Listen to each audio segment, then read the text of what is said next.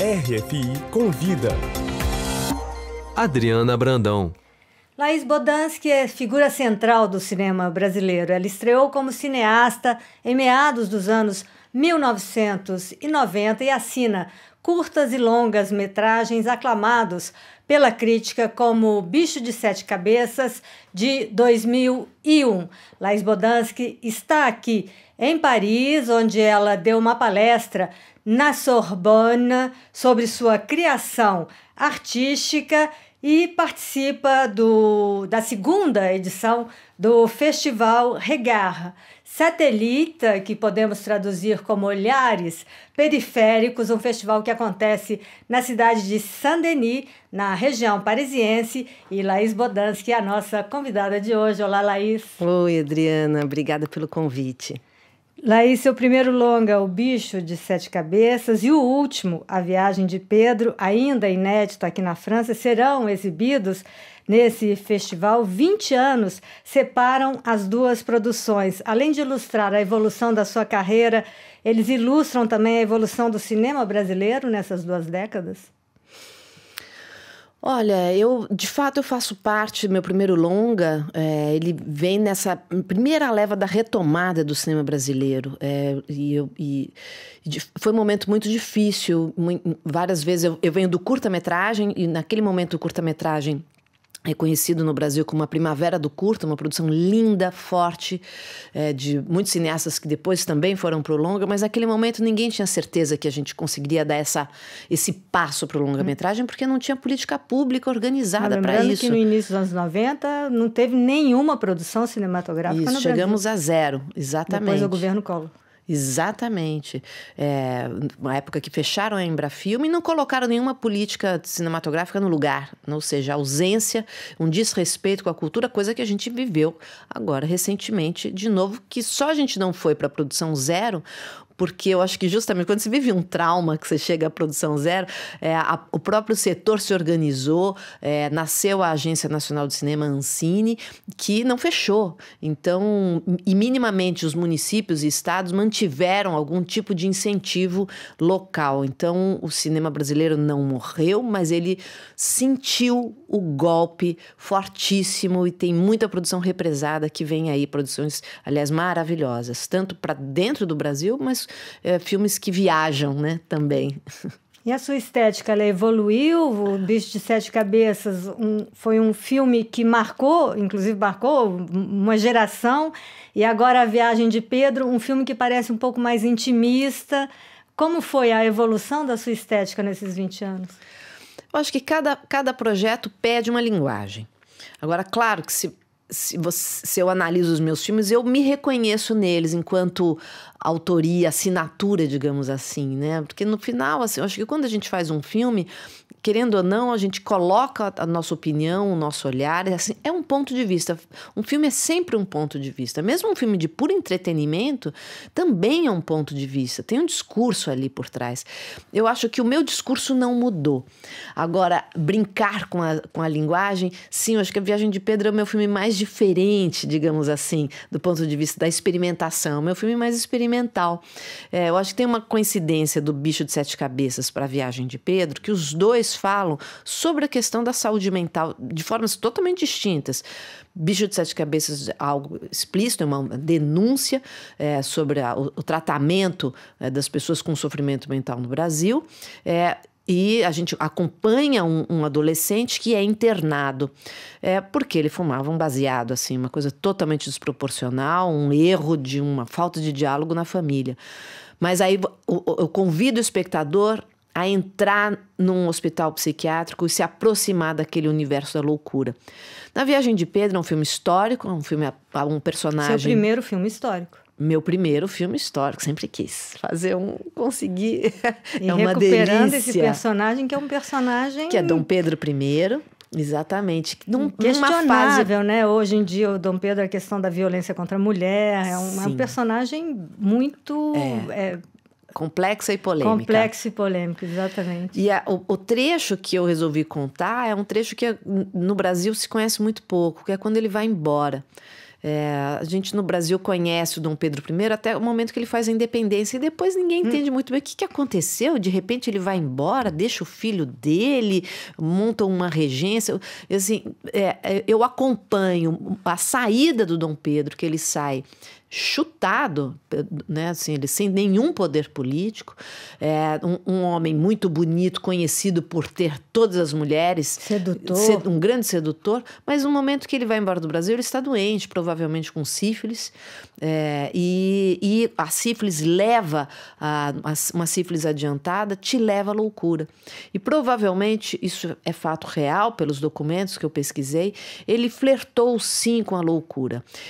A Leopoldina já tinha morrido, ele via ela pelos corredores, falava com ela, ele tinha uns roupantes, e fisicamente frágil, impotente, que é coisa que é inesperada para um homem garanhão como ele era conhecido, mas ele ficou impotente.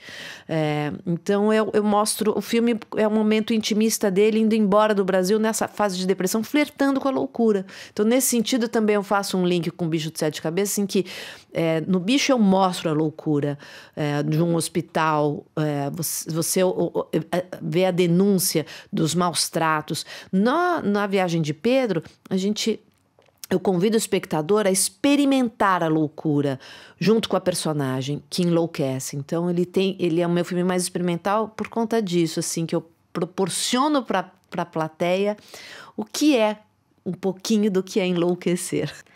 Laís, você veio também para participar, então, de um encontro, uma palestra com estudantes da Sorbonne. Como é que foi esse encontro com essa juventude francesa? Um país onde a tradição do cinema é muito grande. O professor Alberto, ele estuda, né, e ele traz sempre o cinema brasileiro, oferecendo uma aula aberta, é uma conversa, né, assim, que o professor Alberto achou que seria interessante que eu falasse sobre o processo criativo do meu primeiro longa, que foi Bicho de Sete Cabeças.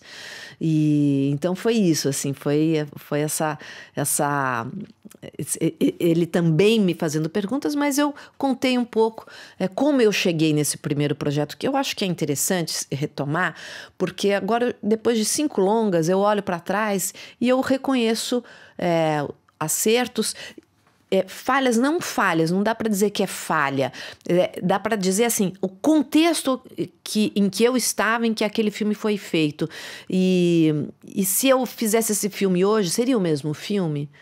Com certeza não. Provavelmente não dá mais, assim, só uma curiosidade, né, assim, por exemplo, hoje eu me reconheço feminista, principalmente depois que eu fiz Como Nossos Pais. Até então eu nunca tinha parado para pensar. Descobri o selo de Bechdel, que é um selo que, para um filme ganhar esse selo de qualidade, né, assim, é um selo que para o filme ganhar ele precisa ter uma cena de 1 minuto, pelo menos. Basta uma cena de 1 minuto com 2 mulheres, personagens que têm um nome, ou seja, não é uma figuração passando, e que essas 2 mulheres conversem, que elas falem sobre alguma coisa que não é sobre homens. E esse selo, por incrível que pareça, se eu vou analisar o meu primeiro longa-metragem, que é Bicho de Sete Cabeças, ele ele não ganha esse selo. Então, assim, hoje eu não posso mais fazer um filme que não ganhe este selo, porque não combina mais comigo. Então, eu jamais poderia refazer Bicho de Sete Cabeças como foi feito. Eu gosto do filme, tenho orgulho dele, mas ele, do ponto de vista do olhar de uma cineasta numa narrativa, ele ficou velho. Essa questão hoje da diversidade de gênero e de raça no cinema, ela é central. Você foi presidente da SPCine, que é a Agência de Cinema de São Paulo. Você acabou de falar desse selo. Como é que está hoje a representatividade de raça e gênero no cinema brasileiro? Tem sim uma presença maior das regiões do Brasil produzindo, tem sim uma produção de cineastas do audiovisual negro chamando a atenção, chegando muito no curta-metragem, vindo os primeiros longas, ou seja, isso é só o começo de uma grande trajetória do cinema preto brasileiro, que é uma reivindicação já antiga, que eu acho que ela vem caminhando. Assim, agora a gente teve o filme Ó Pai Ó, dirigido pela Viviane Ferreira, um sucesso de bilheteria. Viviane é uma cineasta preta, né? Que, aliás, depois, quando eu saí da SPCine, ela assumiu a SPCine, a presidência da SPCine, ou seja, assim, tanto você tem um filme autoral como o Marte 1, como você tem o Ó Pai Ó, que é um filme de grande público, com esses novos cineastas, que nem são tão novos de idade, mas novos na narrativa, trazendo esse frescor que o cinema brasileiro precisa, que é se reconhecer na tela, uma vez que o Brasil é 55% de pretos e pardos, né? Então, o cinema são tem que... cineastas pretos, mas também atores pretos. Quer dizer... Isso é um efeito cascata, né? Assim, na hora que você convida o olhar da direção, uma pessoa que tem na sua vivência a compreensão de que a tela tem que ser ocupada com uma narrativa preta, naturalmente você já vai ter roteiristas pretos, atores pretos, temáticas pretas. É absolutamente normal. E tem que ser assim mesmo. Eu não vejo isso como mas então é um apartheid? Não é, de forma alguma. Simplesmente a vida como ela é no Brasil. Ela é assim, né? Então, chega de estereótipos, né? Eu acho que a gente teve a televisão durante muito tempo para falar do Nordeste, com atores do Rio e de São Paulo imitando um sotaque. Gente, isso não cabe mais, né? Nem a televisão está fazendo mais isso. O cinema não faz isso já há um bom tempo. O cinema está sempre um passo na frente, né? E eu fico muito contente da gente ter uma política hoje que vai avançando essas temáticas. Falta muito, tá? Eu tô falando assim como se já tivesse tudo resolvido. É mentira. E quem sou eu também para dizer, mas tem uma diferença. Assim, a gente tem que reconhecer que algo mudou. Não dá para acomodar, porque algo mudou e ainda é pouco. Tem muito. Em movimento. Mas está em movimento. A água não está parada, não.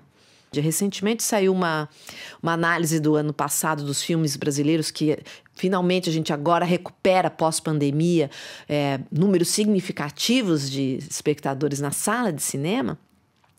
E fazendo essa análise, assim, hoje a gente tem na direção ainda um número pequeno que é de 20% da presença de mulheres nessa função. É pouco. Em compensação, quando você analisa os filmes de maior bilheteria feitos no Brasil, recente, você tem 50% dessas grandes bilheterias com a direção das mulheres. Ou seja, o pouco que você oferece para as mulheres, elas produzem e muito bem, não só o filme do baixo orçamento, mas o filme de grande orçamento e contribui para a economia do país, porque mexe nessa economia, gira essa economia. Então, só que se não temos, as mulheres não olham, tudo bem, o cinema brasileiro está numa retomada interessante, mas vamos analisar quem dirige. Essa segunda pergunta, as mulheres precisam fazer. E na hora que reconhece, opa, esse dado aqui chama atenção, nós somos poucas. E o pouco que a gente faz funciona e muito bem, né? Então a gente tem que contar para todo mundo. Laís, a gente está às vésperas da grande festa do cinema mundial, a festa do Oscar. Você vota na academia? Qual a sua expectativa? E aí, a paridade, infelizmente, ainda não foi atingida, mas todo ano avança um pouquinho. Avança um pouquinho, às vezes dá um passo para o lado, às vezes um passo para trás, chama atenção. Eu tenho que confessar que eu senti muito que a Greta não entrou como diretora, com reconhecimento, porque eu acho ela uma cineasta com uma carreira importantíssima e representa exatamente ela vai ser presidente do Festival de Cannes esse ano. Sim, do júri, né? Isso, presidente do júri. Exatamente, mas tem que ser, né? Então, assim, é uma falha. Assim, por que não teve esse reconhecimento? É difícil mesmo de entender. porque o filme é reconhecido por todos os lados, e aí como que a direção, justamente, que conduz isso, não tem esse reconhecimento? Mas, ao mesmo tempo, nós temos aí né, uma cinematografia feita por mulheres importante. Eu acho que a gente lentamente, eu acho que tinha que ser mais rápido, mas está avançando. Eu acho que isso tem a ver também porque as votantes do Oscar, o Oscar a cada ano tenta um pouco ampliar os votantes, melhorando as questões de gênero e raça. Então, eu acho... Isso acaba tendo um reflexo. Isso acaba tendo um reflexo, mas eu acho que tem que aumentar e acelerar um pouquinho. Isso que está estranho. E qual é o seu palpite?